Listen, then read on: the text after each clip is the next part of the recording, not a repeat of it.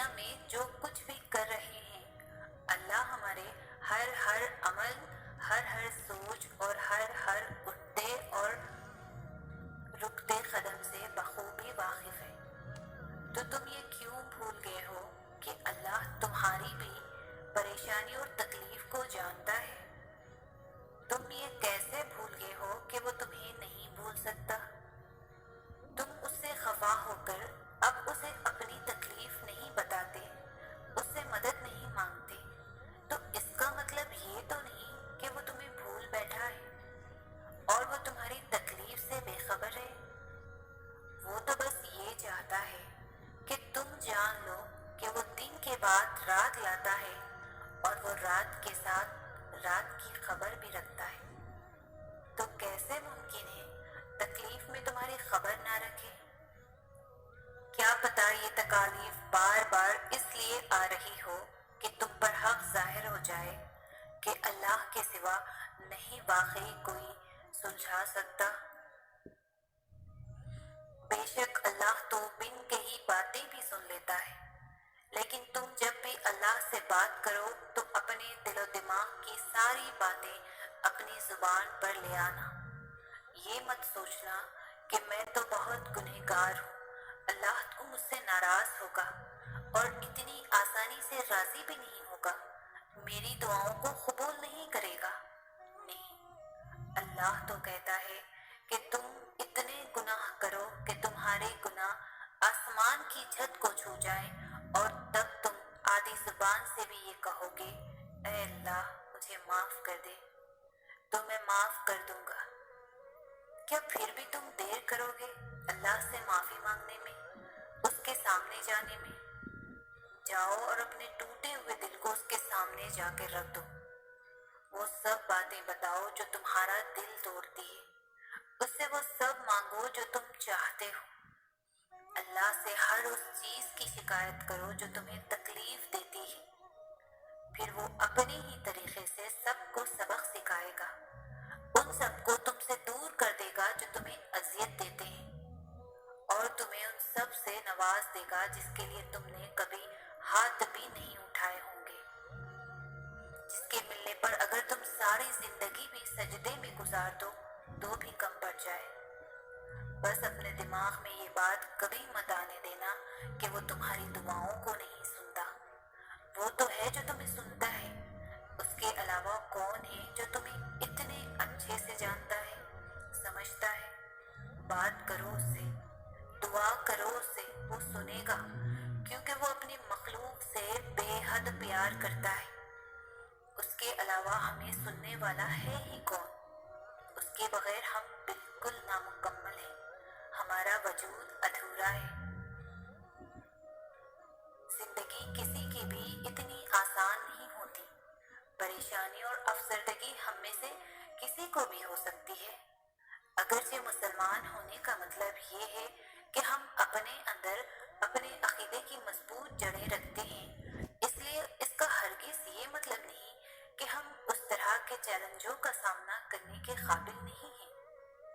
جب ایک شخص ذہنی چیلنجوں کے باوجود اللہ پر پوری طرح سے اعتبار کرتا ہے، اس سے ظاہر ہوتا ہے کہ اس کا ایمان کتنا عظیم ہے۔ ایسی کون سی چیز ہے جو ہم سب کو ایک دوسرے سے مختلف کر دیتی ہے؟ یقین۔ ہم سبھی اللہ پر بھروسہ کرتے ہیں، مگر کبھی کبھی ہم اتنے مشکل وقت سے گزر رہے ہوتے ہیں کہ ہم اللہ پر اس طرح سے یقین نہیں کر پاتے۔ کہیں نہ کہیں ہم گھبرا جاتے ہیں، ہمارا ایمان کمزور پڑ جاتا ہے۔ اللہ کی رحمت قریب ہے، فکر مت کریں، اللہ آپ کے ساتھ ہے، وہ آپ کو کبھی نہیں چھوڑے گا۔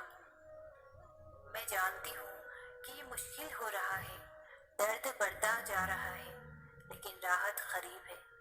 میں آپ سے وعدہ کرتی ہوں کہ آپ کی منزل آپ کے بہت قریب ہے، آپ کی خوشیاں آپ کا انتظار کر رہی ہیں، بس تھوڑا سا صبر کریں اور اللہ پر بھروسہ رکھیں۔ سورہ کہف میں ہمارے لیے 4 اہم سبق ہیں۔ پہلا سبق ہمارے لیے یہ ہے کہ اللہ ہمیں ہمارے ایمان سے آزماتا ہے تاکہ وہ دیکھ لے اور ہم بھی دیکھ لیں کہ ہم اپنی زبانوں کے اور دعووں کے کتنے سچے ہیں، اور پھر جب ہم اس آزمائش میں ثابت قدم رہتے ہیں اور ڈگمگاتے نہیں ہیں تو اللہ ایسے طریقوں سے ہماری مدد فرماتا ہے جو انسانی سمجھ سے باہر ہے۔ دوسرا سبق جو سورہ کہف ہمیں سکھاتی ہے وہ یہ ہے کہ مال و دولت صرف نعمتیں نہیں ہیں بلکہ یہ ہماری آزمائش بھی ہے کہ ہم اللہ کا کتنا شکر ادا کرتے ہیں۔ ہمیں کبھی بھی یہ نہیں بھولنا چاہیے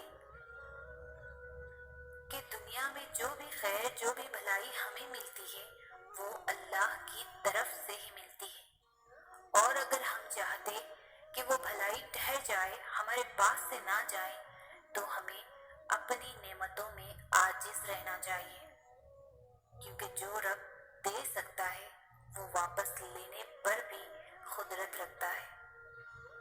یہ کبھی نہیں بھولنا چاہیے کہ دنیا اور اس میں موجود ہر شے عارضی ہے۔ تیسرا سبق یہ ہے کہ علم بھی امتحان ہوتا ہے۔ کہیں ہم مغرور تو نہیں ہو جاتے یہ سوچ کر کے ہمیں سب کچھ پہلے سے آتا ہے۔ ہمیں سب کچھ نہیں آتا، کامل علم صرف اللہ کا ہے۔ ہمارا علم بہت محدود ہے، اور ہم اتنے سے علم کے ذریعے ہم اللہ کی حکمتیں اور مصلحتیں نہیں سمجھ سکتے۔